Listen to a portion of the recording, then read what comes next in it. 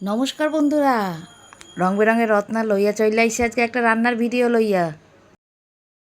আজকে কিন্তু কোনো ব্লগ ভিডিও না, আজকে একটা রান্নার ভিডিও লইয়া আইসি।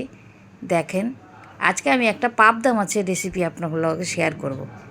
এই যে এখানে একটা পাবদা মাছ লইয়া রয়েছি, একখান না তিনখান। প্রথমে এই মাছ তিনখানে আমি ভালো কইরা লবণ আর হলুদ মাখাইয়া বেশ কিছুক্ষণ রাইখা দিতে হবে, যাতে মাছের ভেতরে লবণ আর হলুদ ঠিকঠাক ঢোকে, তাহলে মাছের স্বাদটাও ভালো লাগবে।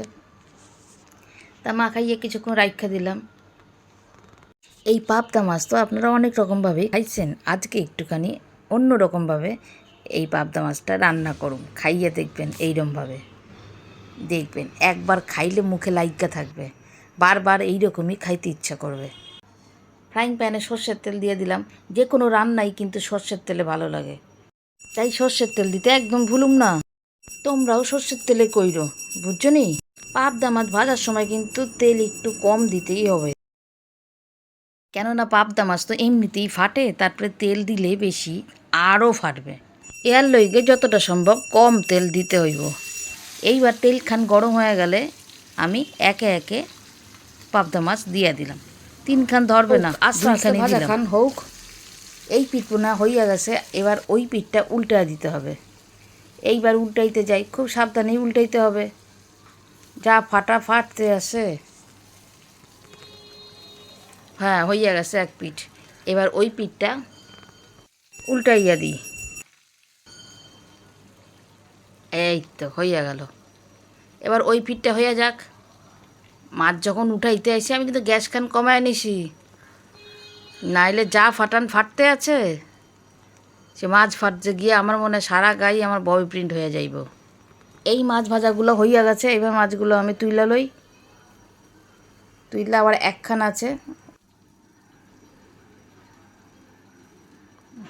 এই প্লেটটাতেই রাখুম। তাড়াতাড়ি কইরা কাম নাই, তাহলে ভাইঙ্গা যাইব। ওই কারণে খুব সাবধানে আস্তে আস্তে করতে হবে। তুললাম, অবশেষে মাছখান তুললাম, তুলছি অবশেষে। এইবার এই একখান মাছ এইটারে আমি দিয়া দিচ্ছি, এইটা ভাজা হোক।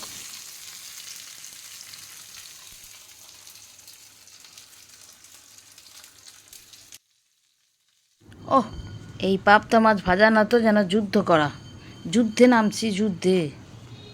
হইয়া গেছে, এবার তুইলা লই। এই যে ফাইনালি তিনখান মাছ ভাজছি, অনেক সংগ্রাম কইরা ভাজছি তিনখান মাছ। এইবার রান্নার মূল পর্বে ফিরে যাই। মাছ তো ভাজা হইয়া গেছে। এইবার এই ফ্রাইং প্যানে আর একটু তেল দিয়ে দিলাম, আর এখানে একটু ফোড়নের মতন কালো জিরা দিয়ে দিলাম সামান্য পরিমাণে।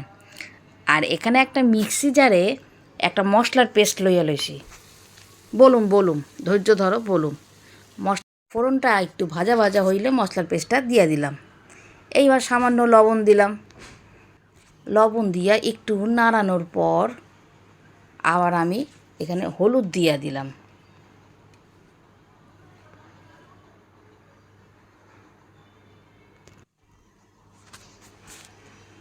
হলুদটা দিয়া বেশ হালকা হাতে, বেশিক্ষণ কষাবো না, বেশ মাঝামাঝি কষাবো।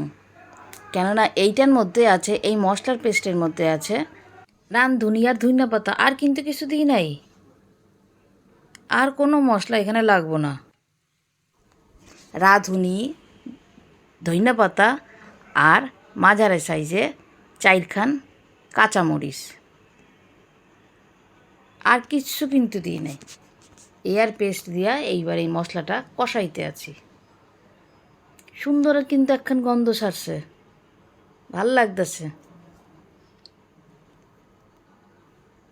বাঙাল রান্নায় কিন্তু পেঁয়াজ রসুন বেশি লাগে না, বা বেশি খায় না, খুব কম। খাইলেও কিছু কিছু রান্নায় লাগে, যেমন শুটকি মাছ, আরও কিছু কিছু মাছ। তা এই সমস্ত রান্নায় কিন্তু পেঁয়াজ রসুন খুব একটা লাগে না। এইরকমভাবে একবার খাইয়ে দেখেন, আর রং দিকে বইলেন রং দি কেমন হয়েছে।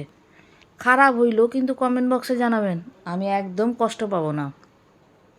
আর ভালো হইলেও জানাইয়েন কেমন। আর কয়েকখান কাঁচামরিচও দিয়ে দিলাম খাওয়ার পাতে। ওইটা আপনারা বুঝিয়েই দেবেন, যে যেরম ঝাল খান সেইভাবেই মরিচটা দিয়েন। এইবার একটুখানি গরম জল দিয়ে দিলাম।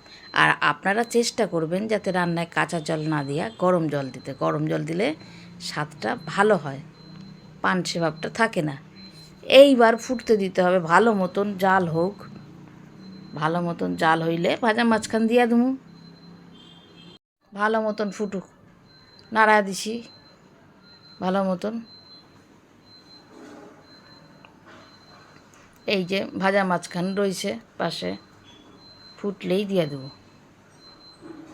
ফুটটা গেছে, এবার দিয়ে দিতেছি। একে একে 3খান মাছই দিয়ে দিলাম ঝোলে। খুব সাবধানে দিতে হবে, কেননা পাবদা মাছ খুব শৌখিন। ভাজার পরেও যেন একটা লেতল পেতল ভাব থাকে। দিয়ে দিলাম।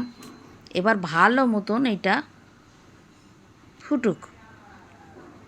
কড়াইয়ের থেকে মাছখান এত বড় হয়ে গেছে, কড়াইয়ের দিয়ে যেন লেজখান বাইরে যাইতেছে।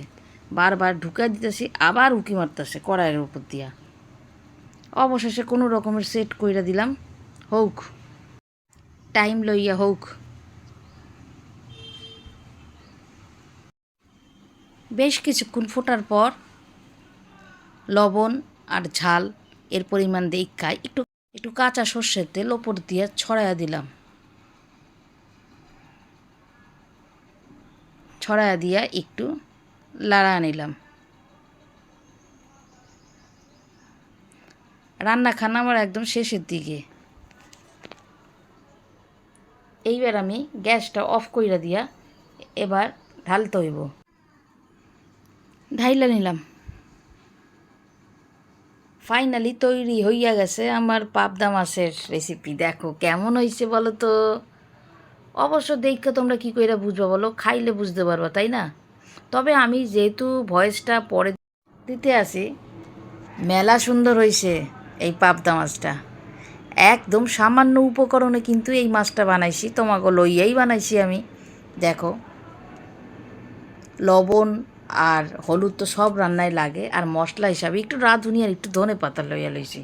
আর কিচ্ছু না, নামানোর সময় একটু সর্ষের তেল ওপরে দিয়ে ছড়াইয়া দিছি। তা পাবদা মাছ তো তোমরা অনেক রকমভাবেই খাও, একবার এইরকমভাবে একটু বানাইয়া লাও না, দেখো না কেমন লাগে। ধুর, আমার এত আপনি তুমি হয় না, এইটার ইগনোর কইরো তো তোমরা। শোনো শোনো শোনো, একটা লাইক দিতে কিন্তু ভুললো না কেমন। অনেক কষ্ট করে কিন্তু একখান ভিডিও বানাইতে হয়। একটা লাইক দিলে আমিও তাহলে উৎসাহ পাই নেক্সট ভিডিও করার জন্য। তাহলে আজকের মতো আইসি, আবার আগামীকাল একখান ভিডিও লইয়া আইব তোমাদের সামনাসামনি। টাটা।